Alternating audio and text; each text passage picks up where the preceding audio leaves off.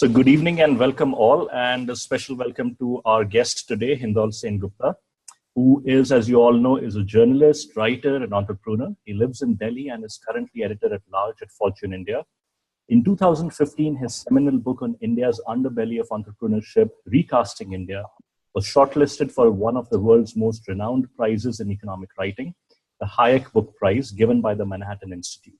He became the youngest writer ever at 34 to be nominated for the Hayek Prize and the first ever from India. Sengupta graduated with a master's degree in mass communication from the Jamia Millia Islamia University in Delhi. He holds a first-class Bachelor of Honors degree in journalism from Delhi University, where he was ranked first in journalism at his college, the Delhi College of Arts and Commerce.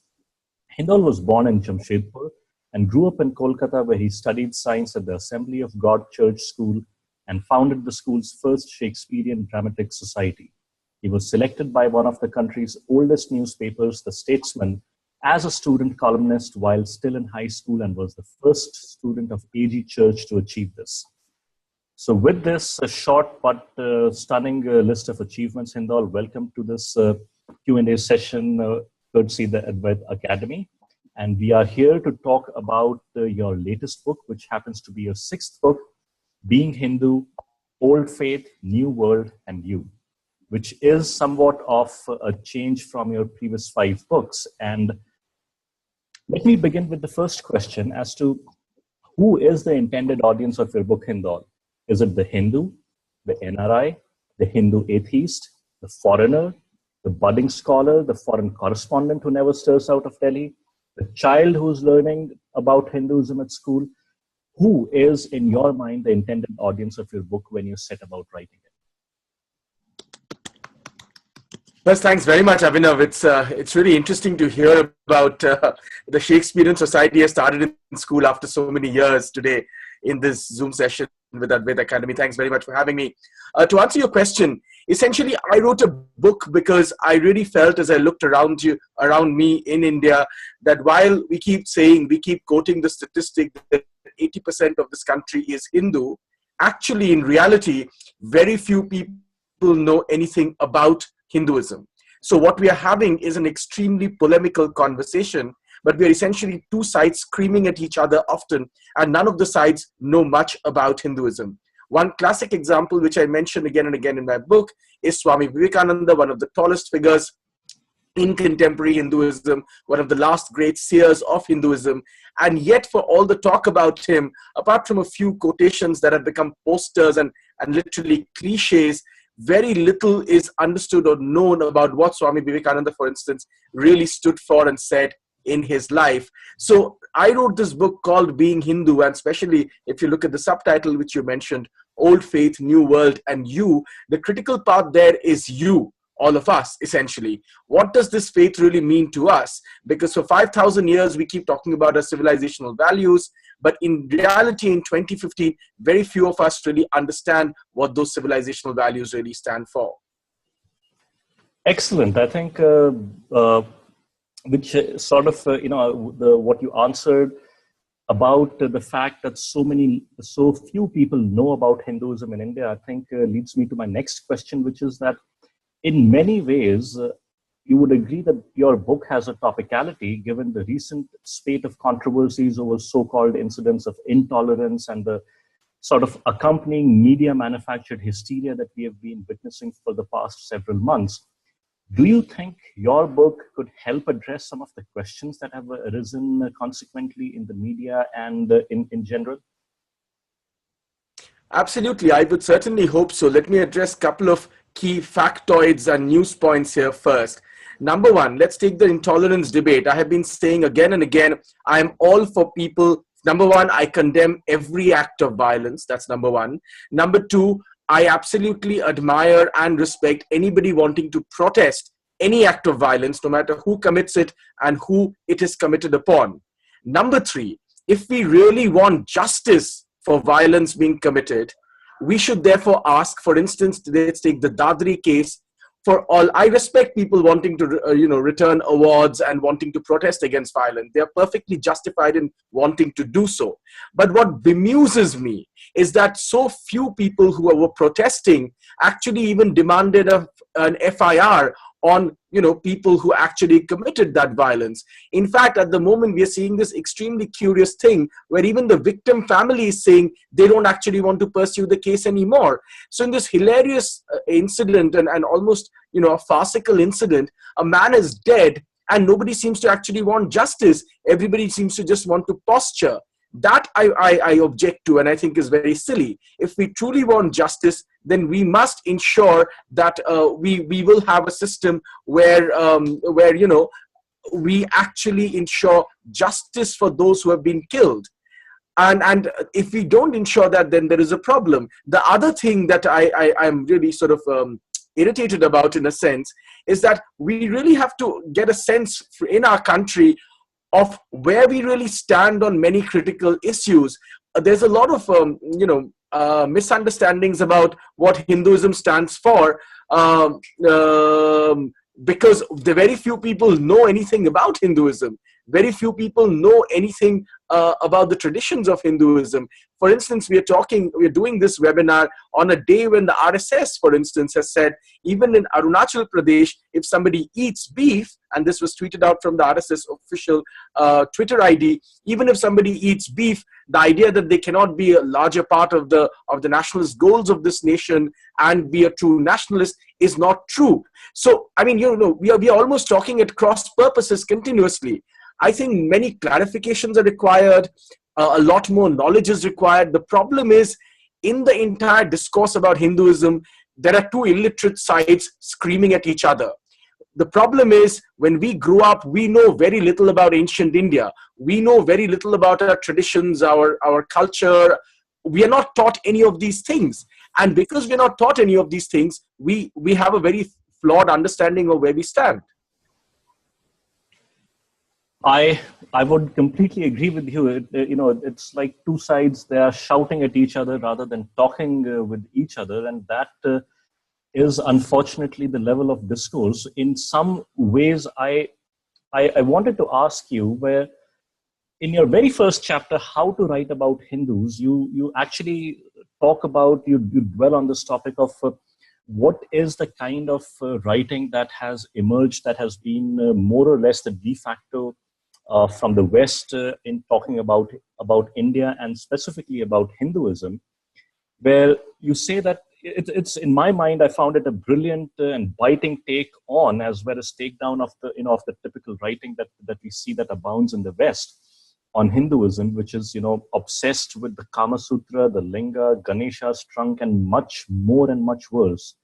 So my question is, and I have two questions here. The first one is that, is this writing the result of simple ignorance, or is this something that is more deep-rooted, a sort of, call it Orientalism and racism at its worst? And the second question is, and I think more importantly, why do you think this goes unchallenged and unaddressed by American academia and media from which this emerges in the first place? So, I mean, it's a long answer because the reasons for this are very complicated. Let's take them one by one very quickly. Number one, this Freudian analysis of viewing faith and traditions of faith through a Freudian prism is not applicable today in any faith largely around the world, apart from Hinduism. Hinduism is the last bastion where this sort of Freudian analysis of faith and tradition is actually being passed off as scholarship. No other faith, whether it's Islam or Christianity or Judaism, actually does this anymore. Remember, Freud actually wrote a book targeting Judaism at one point in his late career, using Freudian analysis to look at Judaism. But those texts, and that text is entirely discredited. It is only Hinduism which does not have at the moment the intellectual prowess in some senses to fight back against this sort of Freudian analysis. And of course, a lot of this Freudian analysis is plain mischievous, maybe sometimes even malicious. Now, having said that, the other point is, to come to your point about why aren't more people talking about it? Look, I have often said that one of the big problems is we have had an extreme left of left heavy-handedness throughout our academia. That sort of strain in our academia in India, the white man's burden in a sense, if you will, essentially means that we have always been taught from our childhood to look at all Hindu traditions with a wary eye. Either we think of them as something primitive, as something old, exploitative, dirty even. We are essentially very uncomfortable with the Hindu part of our heritage. And that's because we know and understand so little about it. I'll give you an example. Very few people, millions of Hindus say the Gayatri Mantra every day. But very few people actually realize that it's one of the most sublime, and I mentioned this in my book, it's one of the most sublime prayers in the world, because the Gayatri Mantra, what is it asking for? It's not asking for blessings. It's not asking for material, benefits from God. It's not asking for, protection from God. It is asking for intelligence through which to look at the world. What a sublime message that is. But you tell me, when you grew up or when we grew up in school and college in India, who teaches us all of this? Nobody does. And I'm not saying don't question Hindu tradition. Of course you should. I, for instance, deeply question caste. And I've said again and again in many, many, interviews and meetings that I've done that I, in fact, reject. I never took the sacred thread ever. And because I reject any sort of label that comes only via birth. I believe anything that can come to me only via birth is inherently discriminatory. So I believe that we should question tradition. But having said that, we don't know anything, or we don't know most things about our tradition as far as Hinduism is concerned, or most people don't. And therefore, there's a lot of, misunderstanding, which leaves scope for this sort of Freudian analysis to continue, which I think sometimes is, as I said, mischievous, if not malicious. Absolutely. When you talked about caste, I was reminded of this, of what you have written with respect to caste, that not in terms of reformers, not just Vivekanand, if you take even Mahatma Gandhi, who had this to say in a letter to Dr. Ambedkar, who was another of the great reformers of Hinduism, that caste has, and I quote, "Caste has nothing to do with religion. It is a custom whose origin I do not know and do not need to know for the satisfaction of my spiritual hunger. But I do know that it is harmful both to spiritual and national growth." And yeah, no, you're absolutely right. Look, the point is this. The greatest, and I say this again and again, look at the foundational hymn, if you will, of Hinduism, the Nasadya Sukta. What is the Nasadya Sukta saying? It's saying you should question even the existence of God. One of the great benefits of Hinduism, which most religions don't have, and Buddhism is the other religion that has it, is that it constantly urges you to question. It is when Hinduism becomes codified and rigid, that's when all the exploitation begins. But if we go back to the roots of the faith and we understand the roots of the faith, it urges us to question. And if you question, what is Gandhiji saying? Even if something exploitative is written in a text, reject that text. You have the freedom, we have the freedom in Hinduism to reject texts which we feel are incompatible to our modern times, to our lives, which we feel are exploitative.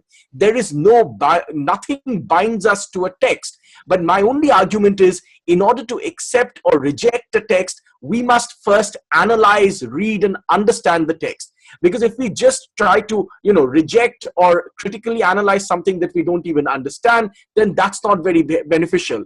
I want to make a very strong point here, if you will allow me just a moment. Look, it's always said in our country and in my experience, I've always said, and I've always seen that people who reject caste always define themselves either as atheists or as Marxists or as communists. I want to make this distinction. I am a proud practicing Hindu. I am not only a proud Hindu, I am also a practicing Hindu. And it is because I'm a proud and practicing Hindu that I denounce and reject the exploitative parts of caste. I believe, like Gandhiji believed, that he believed in secularism and pluralism because he was a true Hindu. I believe that my rejection of caste comes from the fact that of my learning, of my understanding of my own faith. It is because I genuinely have tried to understand the Vedanta, I have tried to understand the foundational texts of Hinduism, that I have the intellectual ability to reject the exploitative paths of caste. I am not a Marxist, I am not a communist, I am not an atheist. I'm a proud and practicing Hindu, and as a proud and practicing Hindu, I entirely reject the exploitative paths of caste. I reject my caste identity, so to speak. But that does not in any shape or form take away from the fact that I'm a proud and practicing Hindu. I couldn't be happier, Hindol. The fact that it is possible to separate one's identity as a Hindu from the association that people automatically make with caste. And this is one of the things that not only Mahatma Gandhi, but if we go back about half a century or more before that, we come to perhaps one of the greatest reformers that Hinduism has seen, at least in the last half a millennium or more, Swami Vivekananda, who said, as part of his effort to reform Hinduism, that being a Hindu, and you quote from his, Vivekananda, who said that Hinduism or being Hindu could not be about discussing for years whether we should drink a glass of water with the right hand or the left, whether the hand should be washed 3 times or 4 times, whether we should gargle 5 or 6 times. And this is the state that Hinduism found itself, from which Swami Vivekananda was able to pull it out and into modernity. But I wanted to touch upon or move our conversation towards a related but a slightly different topic, which is when you talk about reform, then apart from Vivekananda and other reformers in Hindu, you take the example of Dara Shukho, who in 1756 got together scholars from Hinduism and Islam at Kashi. And this is something that not many of us know about. And Dara Shukho, as we know, was one of the sons of the 5th Mughal Emperor Shah Jahan. And he gathered at Kashi a vast troop of bilingual scholars, you write, to try and find harmony between the Holy Quran and the Upanishads. And this is an idea that would probably sound as radical today as it was when it was first attempted then. And so I wanted to ask and have you share with our viewers today how what Dara Shukho did then was different from what Akbar had tried 3 generations earlier. Was Dara's effort a continuation of Akbar's efforts? And the second question in this area is slightly more provocative. As an exercise in conjecture, could you share your perspective on what if Dara had become the Mughal emperor instead of Aurangzeb? Let me just go back in time, since you mentioned Dara Shukho. Couple of things, but before that, let me just say, I am delighted and I support the move to remove Aurangzeb's name from a road in central Delhi. It has been named after APJ Abdul Kalam now, which is a good thing. I would ideally have named it under the name of Dara Shukho. It is to the entire tragedy of India that we prefer to remember Aurangzeb and try to defend him, who I don't think deserves to be defended at all, but we have maliciously forgotten Dara Shukho. Now, remember, Dara Shukho is a very interesting example. Here is a Mughal prince who's trying to bring together these 2 great traditions, Islam and Hinduism. And what does he get for it? Let us not forget what he gets for it. This is a man who's finally, of course, captured by his brother and essentially murdered. But there is a nuance here. Why is he and how is he murdered? He's murdered because it's not easy for one Mughal prince to instantly kill another, especially since it's the same bloodline and they are brothers, right? But, Dara Shukho is murdered under the pretext of having been an infidel or an apostate or a heretic by taking the help of extreme hardliners among the mullahs, so to speak, to prove that he's an apostate and a heretic, and that's how he can be murdered. This is the tragic story of Dara Shukho, a man who tried to bring about real synthesis between Islam and Hinduism and is finally proved an infidel and a heretic and murdered.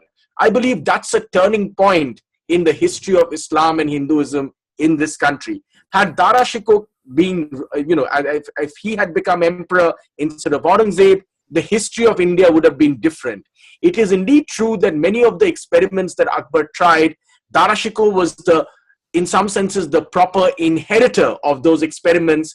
And I believe that had he become emperor, a true synthesis of some kinds, which began in some parts of Mughal history in India, would actually go to their proper fruition, and a proper synthesis would have happened between Islam and Hinduism. Let me go further. Since you're asking a question of history that can, of course, neither be proved or disproved, let me go further.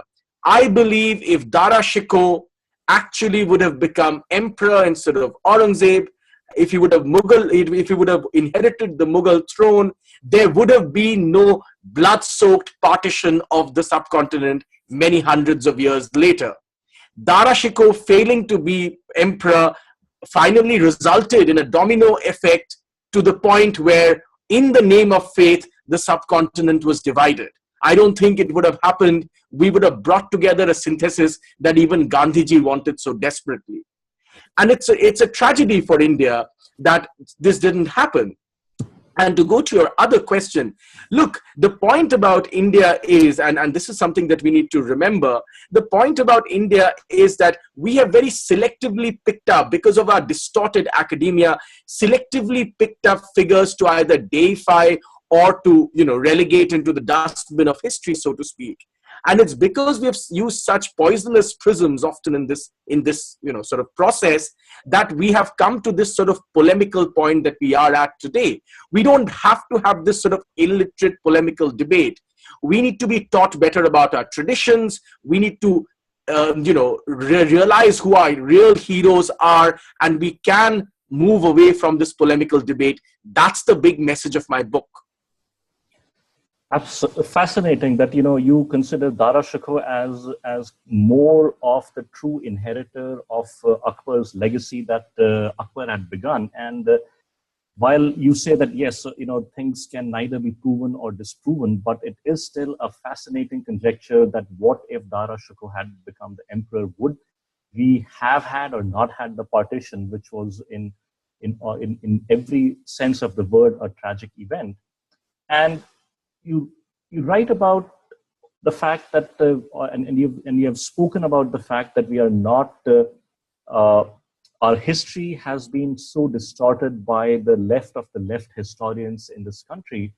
And I will quote from your book where you write that it would be useful, of course, if we accept the facts to start with. There is little doubt that Hindu civilization went through hundreds of years of repeated invasion, barbaric assault, mass destruction of Hindu religious places, end quote. So who should accept these facts, Hindol? It is not as if these facts are hidden. They have been in the public domain for as long as the events themselves that they talk about. And yet we find that self-styled intellectuals in this country are not only in denial about these facts, but they are quick to condemn anyone raising these facts as fascist, intolerant, communal, and worse. So my question is that how do you go about getting people to accept these facts, and what next? Well, a simple thing is we need to openly talk about these things much more. Please understand, only a couple of days ago, the first ever launch of Being Hindu, which happened in Dehradun, was with a Harvard-trained Muslim lawyer, where we actually had a wonderful, and who told me how much she loved the book, because we were having an open, proper conversation instead of the skewed polemical conversation that we have. And she told me how, for instance, this idea of shrines in Islam, right? It's not in any other part of the world apart from our part of the world, right? Arabia suddenly doesn't have this idea of shrines, the dargahs. So this Muslim lawyer who was launching my book in Dehradun told me that for instance, in her home state of Kerala, one of her ancestors was a Sufi saint. So there's a shrine, a dargah, mazar to one of her ancestors, right? And we had an extremely open conversation. Look, we can have an open conversation when we accept a few things. and accept in academia, in public discourse, and not shy away from it. Yes, we had centuries of invasions, but equally, we have to accept the contributions of people like Dara Shikoh, later on people like Wajid Ali Shah. Tell me today, Kathak. What is Kathak without the contribution of Lucknow? Right? I mean, what is Kathak without the contribution, without this synthesis, this coming together of cultures? So we have to take things, the good things for what they are, and also face up to the bad things that they are. I mean, are we going to not accept the great contributions in music and culture of Islam to this country, and deny all of that, but just because we want to sort of have this strange political correct or polemical conversation? Or on the flip side, are we not going to say Aurangzeb is a tyrant just because we want to have this politically correct conversation? So I'm saying, let's accept that Aurangzeb was a tyrant, but let's also accept that Dara Shikoh gave up his life to try and bring together the synthesis of Islam and Hinduism. Let's accept that many people believe that Tipu Sultan was a tyrant, but let's also accept that there would be no Kathak without the synthesis of two cultures, Hinduism and Islam. Let's accept what the country really has to offer us, and let's not be trapped in polemics or political correctness. Absolutely, couldn't agree more. But then again, to use a cliched phrase, you're probably preaching to the choir. But what after this book, Hindol? It is probably too early yet, given that the book launches are. Book has just come out. Yeah, it's just been barely a week or so. The book has come out. But so far, is there any topic you cover? Because writing this book would have taken a long time, several months. So is there any topic that you have found so far that you have covered in this book, but that which you would want to maybe do a follow-up or talk about more, or write or do something more detailed on? Yeah, I'll tell you what I'm trying to work on now. I'm trying to explore this idea of modernism in the Hindu tradition, because I fundamentally believe that, look, I mean, in my book, for instance, since you've read it, there was a journalist in India who defined this phrase called the Internet Hindu as a derogatory phrase, right? Yes, of course. I don't want to go into details of that, but I reinvent the phrase in my book. I have a chapter called the Internet Hindu, right? And there I explain in great detail, using example after example of technology and science, why the Hindu tradition is actually best fit for our internet age, for our digital age. Why the Internet Hindu is in some senses the future. Because it's a tradition, it's a faith which does not hold you, which does not restrict you at all. Look, there is a reason why at CERN, one of the great nuclear laboratories in the world, in Europe, there is actually a huge statue of the dancing Shiva, the Nataraj. Because in quantum physics, they believe that the Nataraj exemplifies the principles of quantum physics the best, right? And therefore, I argue powerfully in my chapter on the Internet Hindu that far from being a derogatory phrase, actually the Internet Hindu is a philosophy that perfectly suits, or Hinduism is a philosophy that perfectly suits our internet age. So that's detailed in this book.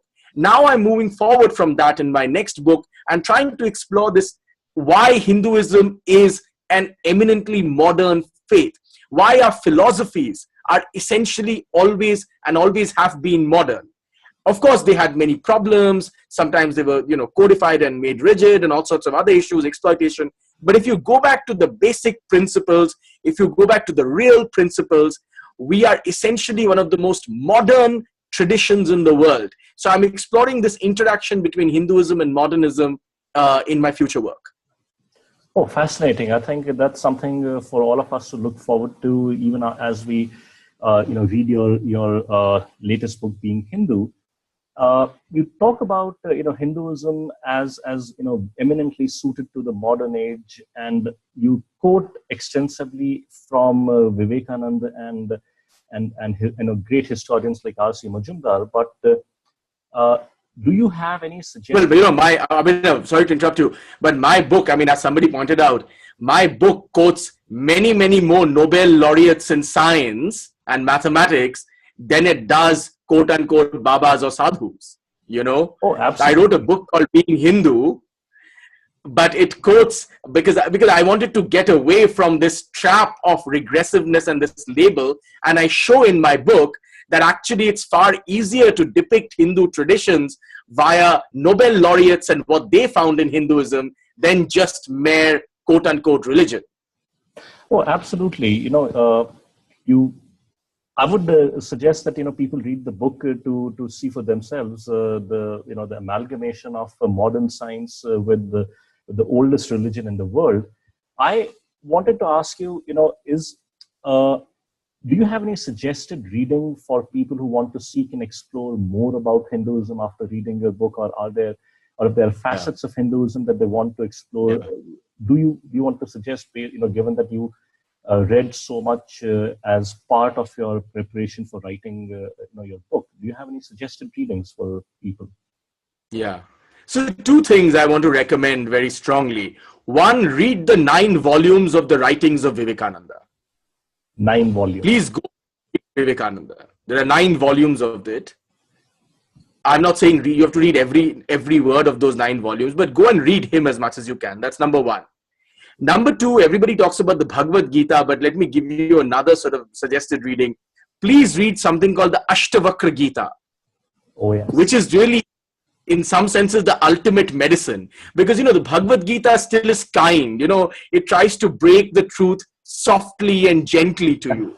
The Ashtavakra Gita is like a hammer. It falls on all your deceptions and all our insecurities like a hammer. It breaks all of that in one go. Please, if you have the courage, go and face up to the Ashtavakra Gita. It'll make you a different individual. That's my suggestion. So these are my 2 suggestions. Read Vivekananda, read the Ashtavakra Gita.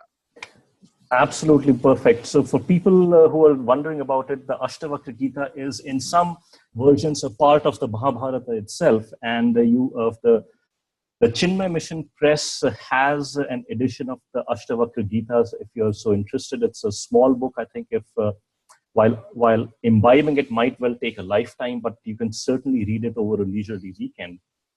And with this, we come to the end of the Q&A session that we had planned. What I wanted to do before I open this up for Q&A to people, if they want to send in their questions either through chat, or if they have any questions, they can unmute their mics and ask. And obviously, Twitter and social media remains always open as a medium for people to engage and interact with you, as people will know that you, Hindol, are on Twitter with your handle being Hindol Sengupta. And a review of your book, Being Hindu, has now also come out on indiafacts.org. So I would encourage people to take a look at it and decide on their own, make up their minds about the book and then go ahead and read it. So I will now open this up for Q&A. If people have questions, you can unmute your mic and ask those questions to Hindol. If you want to send them via chat, you can do so. We will keep the line open for a few more minutes.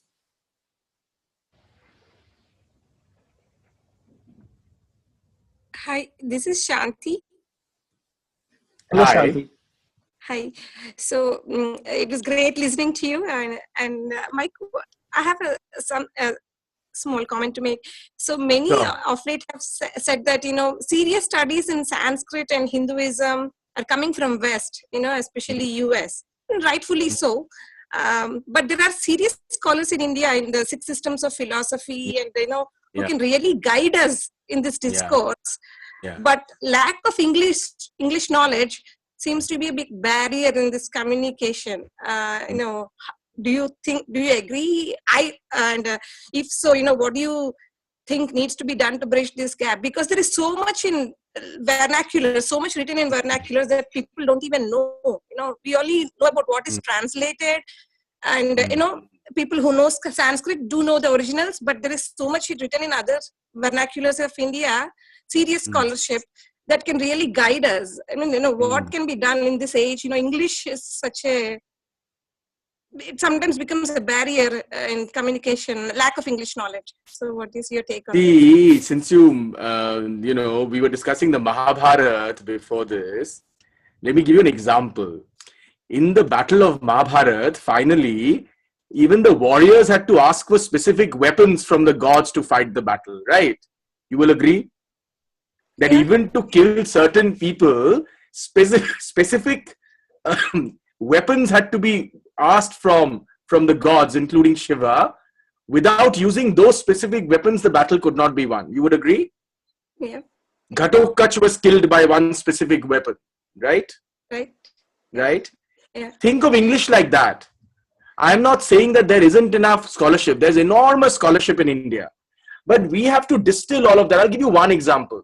One man I read in the last 4 or 5 years while writing this book was a man called M.M. Gopinath Kaviraj, right? The great Sanskritist, right? Who reads his work these days? Why? Because the scholarship exists, but it has to be brought into the modern idiom, the modern discourse. And there we can learn from what is happening in Islam. After 9/11, there was a concentrated effort by scholars around the world in Islam to simplify and give Islam a modern idiom and present its quote-unquote good virtues around the world. And successfully, a lot of that has been done. Now, we should learn from that and say, look, at the end of the day, it's not about the language. English is just a tool. You have a huge young population. You need a modern idiom to translate, to explain many of those concepts and theories. There are more people who are going to go and pick up my book because it's written more simply, young people, than who would go and dig up Jonathan Guneri and M.M. Gopinath Kaviraj. This does not mean I'm an insect compared to M.M. Gopinath Kaviraj, and so I'm not even an insect. Maybe I'm a grain of dust at his feet. But that's not the point. I'm saying there has to be interlocutors, there has to be interfaces who will take all this knowledge and give some of the starting points, an access point. So the access point has to be provided. The moment we get trapped into this English versus not English debate, I just think it's futile. At the end of the day, English is a global language. What are you going to do about it? No matter how much we like or dislike it, at the end of the day, that's the language most people use. So we have to take that weapon and fight it to our advantage. Now, do you think enough is happening in taking? Of course, enough is not happening, madam. Of course, enough is not. If enough was happening, would you even be listening to me? You wouldn't care, right? Because enough is not happening, then there's a role for people like me. Of course, enough is not happening. Much more needs to happen. Right. Okay. Thank you. Thank you, Shanti. Thank you. That was a wonderful question, and thanks, Hindol. I think we now know at least some more people to read up on in the vernaculars if we can. Any other questions, people? There are a couple of questions I saw on chat or something, but I'm on an iPad, so I couldn't really open them. But if you can see them, maybe you could read them out to me. Sure, I will read out one, which is from a Global Gypsy, and he asks, would Hindol push for a TV show where he invites one scholar from Hinduism and another from another non-dharmic religion and discuss about the ways to soften the polarization and misunderstanding between faiths among the Indian population? A TV episode today has a far wider reach than taking the message and truth about the past through classes and textbooks. Well, I completely agree, but I hope somebody listening to this would sponsor such a TV show, If somebody is willing to sponsor it, we should do it. Look, I'm already trying to do my bit. There is a reason why I chose to have my first ever launch as a Hindu-Muslim dialogue of a book called Being Hindu. Look, there is no point. Please understand my point of view. There is no point in us just talking to each other, right? It's speaking to the converted. We have to go out there and speak to other faiths. We have to go out there and speak to other people who don't agree. Our real victory is only when people who don't agree with us at least are willing to listen to us. Just by talking to each other, we are an echoing chamber.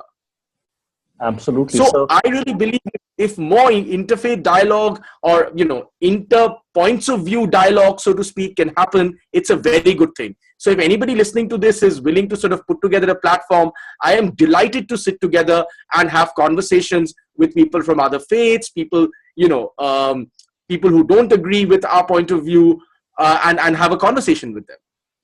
Well, I certainly hope that, even if people are not on this live session, if once we post it out on the net, people watch this, and in 2016 we'll all look forward to a TV show with Hindol hosting it. I had one person on chat with the handle HCC asking, "Sir, can I ask?" And yes, of course. Please go ahead and ask a question. You will need to unmute your line, but you can go ahead and ask a question.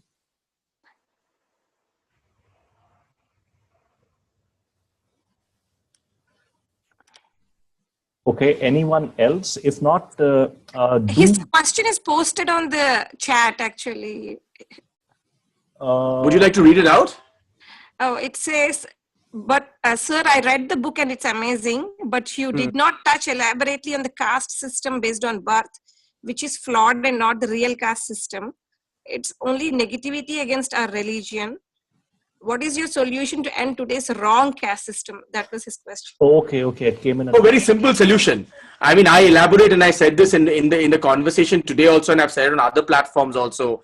Look, you can call it. I mean, there are a lot of these debates. Oh, but actually caste was this. Actually caste was that. Oh, but the varna. Oh, but this and that. All that is fine. I accept all those nuances. At the end of the day, millions of people in this country today feel that they have been wronged and exploited via caste. From my understanding and from my reading and from my intellectual sort of abilities, I believe anything that comes to us purely on the basis of birth is not something that I accept. So I'm a very proud Hindu, but I don't accept this kind of discrimination, and therefore I don't care about caste. It's okay, people might want to keep their caste, but I don't care to know. I don't mention my caste anywhere. I don't claim any special privileges because of that caste. And I certainly don't care about what other people's castes are. These things don't matter to me. I reject all these things. So that's my point of view. I'm not saying you have to do what I do, but I can only tell you what I do. Excellent. I would only add to this is that in the Mahabharata, it is Yudhishthir in response to a question says, the question is, what determines caste? And Yudhishthir's answer is, it is conduct alone that determines caste. So, in whatever form or manner caste is seen today, it was certainly not based on birth. Sure, fair enough. One more question from HPPCC, and I'm okay. This is a provocative one. I'll read it out. It says something about Rajiv Malhotra. Yes. So so I'll read it out in any case, Hindol. I'll leave it to you to answer, defer or not. Sorry. Do you agree with Rajiv Malhotra's views that there is a targeted silent war against Hindu systems through Western scholars and Indologists? You did touch upon this in somewhat, no, not directly in one of your earlier responses, but So I mean, I think that the same gentleman is objecting to you saying why is it provocative and so on and so forth, right? It's a different person, but nonetheless. Okay. Why is it provocative? Look, the point is this. Now we can keep discussing till the cows come home, literally the cows come home, whether there is a silent attack, a vocal attack, left attack, communist attack, whatever attack. The point is there is a problem. And I would go back and say the problem is we ourselves don't know enough about our own faith. Okay. Now, sure, there might be an attack, there might not be an attack, there are institutional biases, all of that exists. Now, I mean, we all know that there is a problem, right? I mean, what's the point of discussing this problem again and again? Let's find a solution. Let's read up more. Let's understand more. I just saw a comment that Amish is pointing out in the Gita, the nuances of Varna and the system in caste and so on and so forth. I mean, my friend Amish and Sanjeev Sanyal, who's another person whose writing I really enjoy. I mean, people like Amish and Sanjeev Sanyal and Vamsi Juluri, they're doing wonderful work. And somebody like me draws inspiration from all of them, right? And from whatever it's worth, I'm making a humble contribution myself. There should be, why only 4 of us? There should be 4,000 of us, 5,000 of us. Let us all understand, read, write more, engage more. I think constantly saying that, oh, look, I mean, there's an institutional bias. Yes, all of that exists. We all know that. We know there's a problem. We know there is an attack. We know all of that. I mean, look, I mean, I'm 35. I am interested in solutions, right? I mean, you can keep telling me about problems all your life, and I know the problems exist. Let's try and find solutions, guys. I mean, that's my only, humble request. Excellent, Hindol. I think we are all on the track to finding solutions, and I think your book is one contribution towards that effect in reclaiming the space on Hindus and writing about Hindus that has been appropriated for one reason or the other by the West. And I think to that end in itself, that book is a valuable contribution. Here's my point. With all the angst, my book is now going to be published in America, right? I mean, next year, my book has been bought in America. It's going to be published in America. I mean, hopefully I would have made that tiny contribution to the conversation, right? And I'm not saying it's a big deal or anything, but the point is we all have to try and look, at the end of the day, if there is negativity, let's try and counter it with positivity. Let's try and counter it with facts. Let's try and counter it with real arguments. Because beyond that, angsting about it is useful, but beyond that, beyond a particular point, angsting doesn't help. Let's try to put our own points of views, and let's do something about it. Perfect. So on that positive, hopeful note, I will bring today's session to an end. First of all, somebody has just said, sir, I gifted your books to 5 of my friends. I just want to publicly say thank you very much. You're very kind. I'm very grateful for your help. I'm sure you are, Hindol. And again, I'll say, first of all, thank you for doing this session. This is wonderful. We will be posting this up. May I just come in, please? It available? Yes, please go on. Chitra here. Hi, Chitra. Hi, Chitra. I am in the process of reading your book. So in the prologue, I ran into something which I thought I should mention to you. Yeah. So you say one would think that a faith that accepted all religions and expressions of faith as equally valid 1,700 years ago. Yeah. Would be the most studied and treasured in a world of sectarian religious strife.